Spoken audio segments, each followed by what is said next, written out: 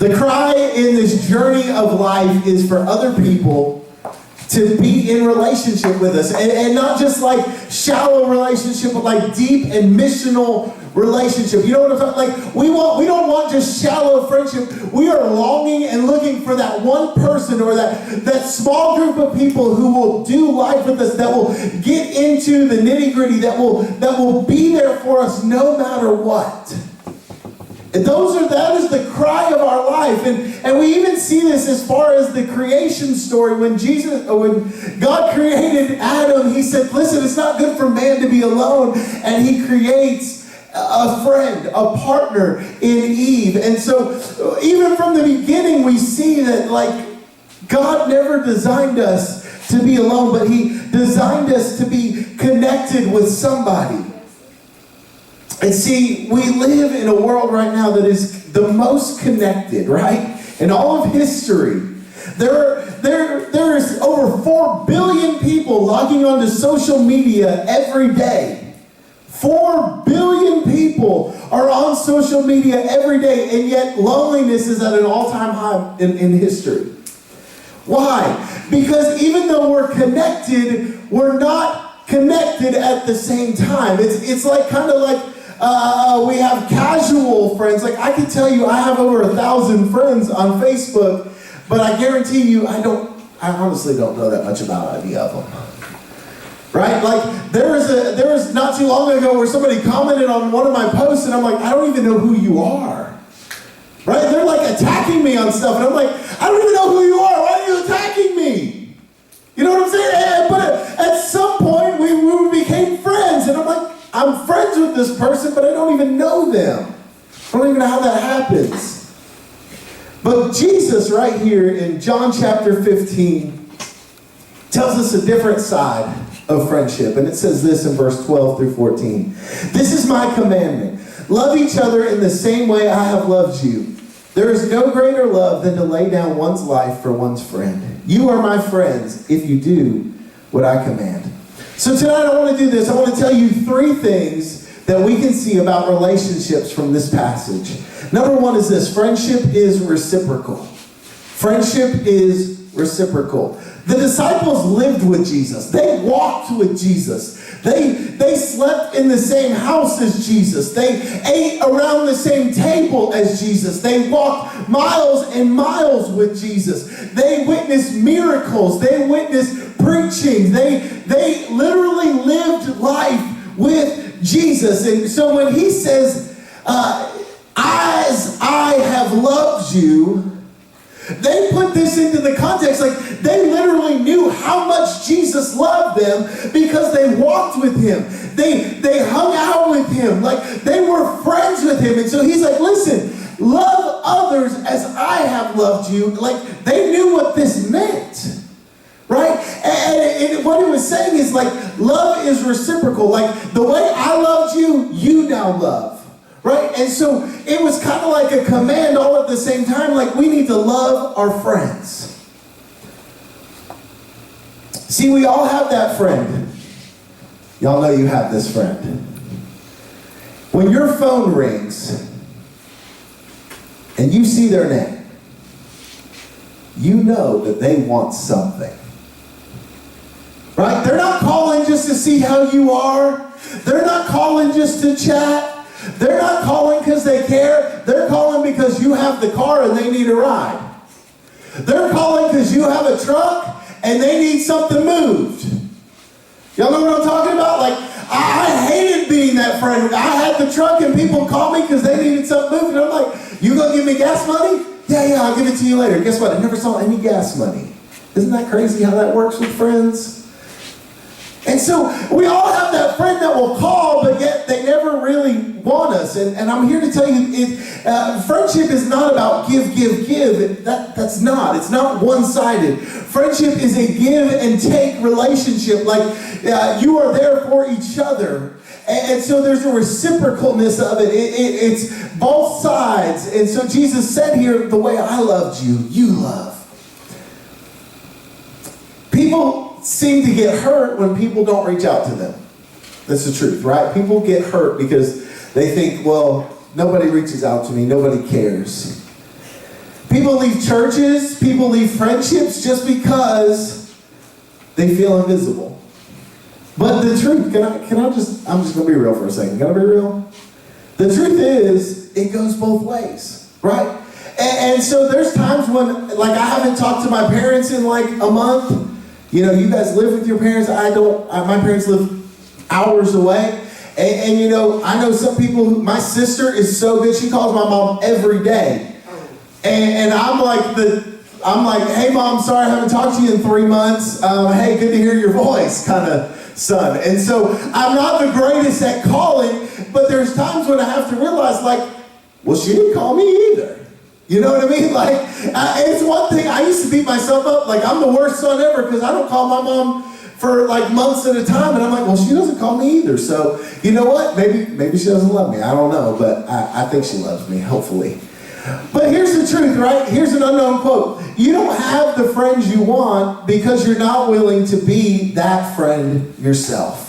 You don't have the friends you want because you're not willing to be the friend that you're desiring. See, if you want to have friends that are a certain way, then you need to start being that friend. And when you start being that friend, you will begin to attract those friends, or you'll begin to pull those qualities out of the friends you have. And so you have to be invested. How invested do you have to be into your friends? Jesus said, as far as laying down your life. Any of y'all willing to lay down your life for your friend?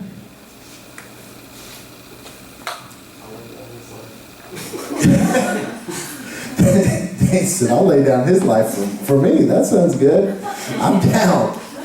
Point number 2 is this. Friends go the distance. Friends go the distance. When you think of a great love story, you think of something like Romeo and Juliet, right? Or, you don't think of Romeo and Juliet? No? We think of Jack and Rose from the Titanic.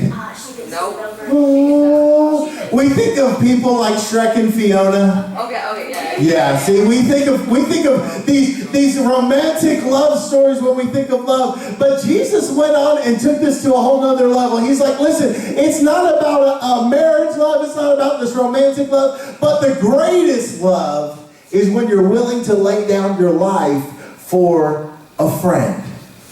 When you're willing to lay down your life. See, you can't be cliquey, but we can be super close with everyone. We can't be super close with everyone, right? Like, sometimes it's hard, right? You can't keep up with 10 friends all at the same time and be super close to them and know everything and hang out with them. Like, it becomes hard and messy, and like this person can hang out and this person can't, and then this person can and this person can't, and it gets all crazy. So it's hard to be like super close friends with everybody and all this stuff. But the thing is, we have to make room in our friendship circle to be able to create connections with people, especially if we think that they might be lonely. Like, that's our job as Christians, is we should be the ones that are reaching out to somebody who looks lonely, who looks abandoned, who looks forgotten.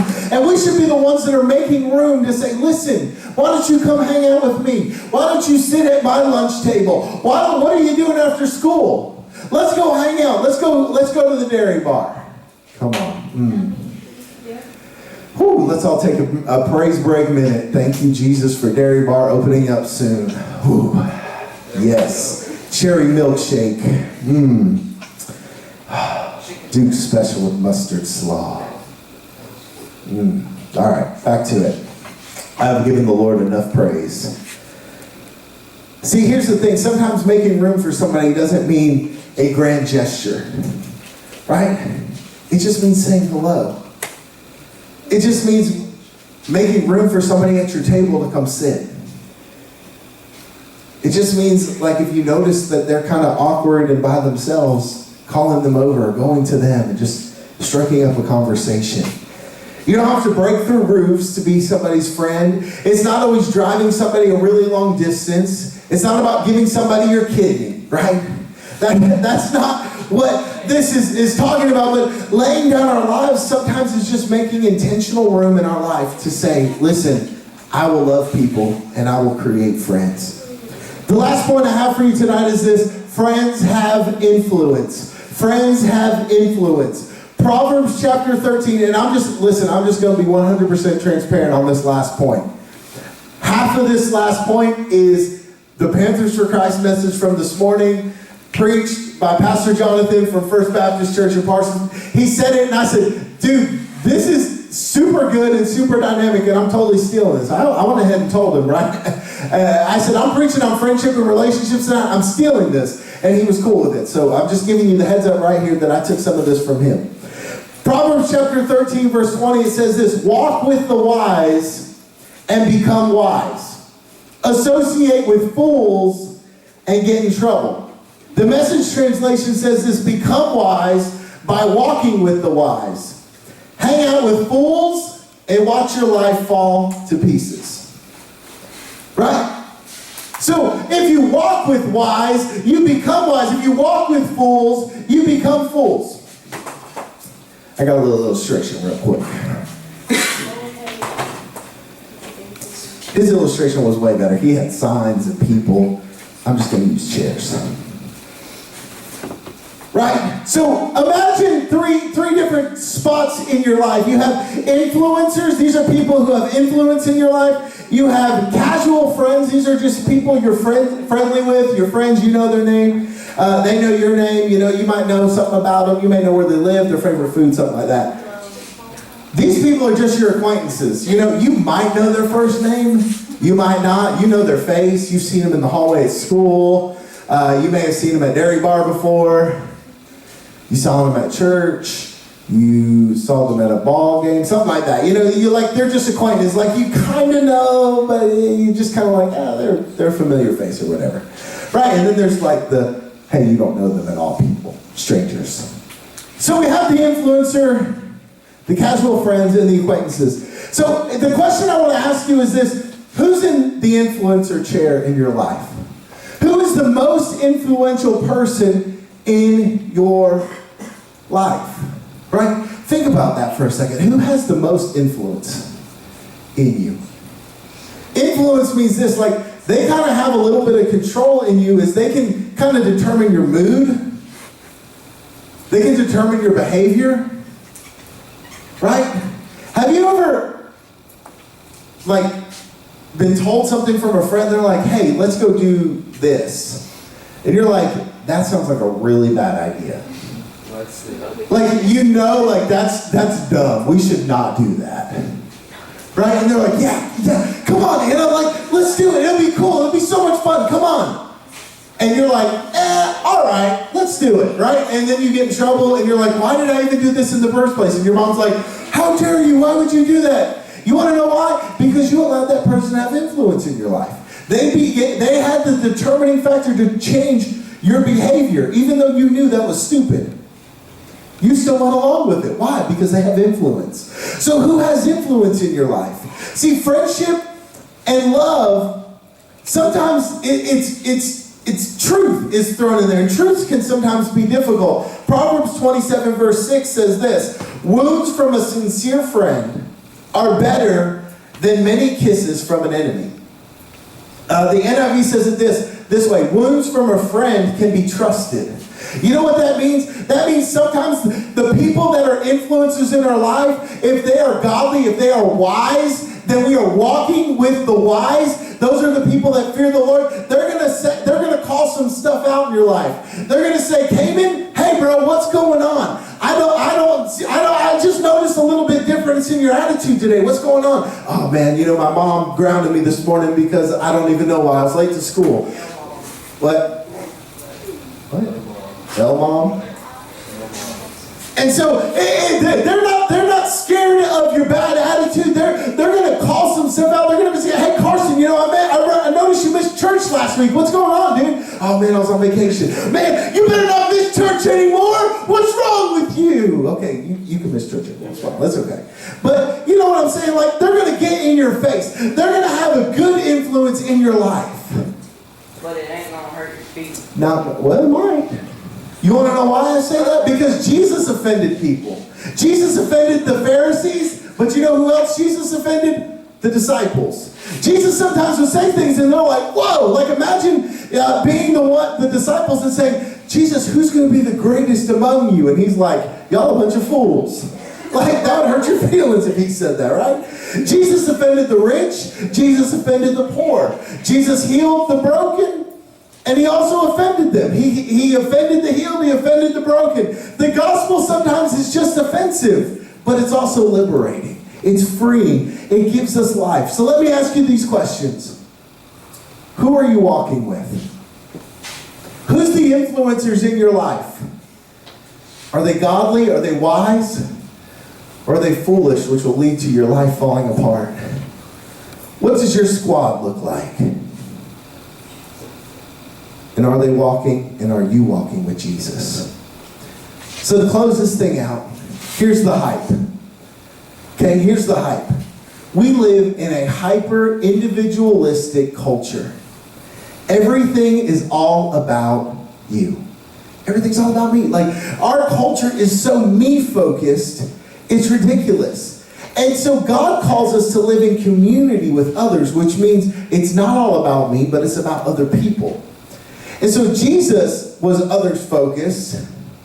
And so this creates some tension with the way our culture is and with how Jesus calls us to be, right? And so instead of creating friendships, we instead live in isolation, and we don't enjoy people's company, and they honestly just become competition and annoying, and we're like, you know what, I'm better off without them. And so because we're so me-focused, we're missing out on friendship. See, the hype is to be cool. The hype is to use people to get whatever they can give you. They might be the popular one, and so you're just using a friendship with them just so you can become popular. They're on the in crowd. They're friends with the boy you like, and so I'm going to become friends with them so that way I can get close to him. It's such a good plan. Guess what? You're using them. It could be material things like, hey, their parents are rich, and so I know I can hang out with them, and I'll get whatever I want, and you're just begin to use them for the material things. Or I mean, it can go as far as sex and all that kind of stuff, and so like we use people, we just use them for our own personal gain and hype. I'm just gonna be honest, it fades away. Hype fades away. You can only use somebody so long before they become void to whatever you're needing them. And so then you just move on to the next person. And guess what? That's not a good friend. That's not good community.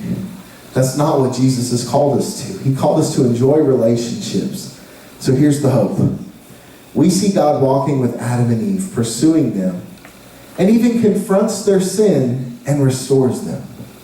Right? He calls out the wrong in their life, but yet restores them. Jesus says, I chose you to be my friends. I chose you to be my friends. No other God in all of the world religions says that he chooses to be your friend.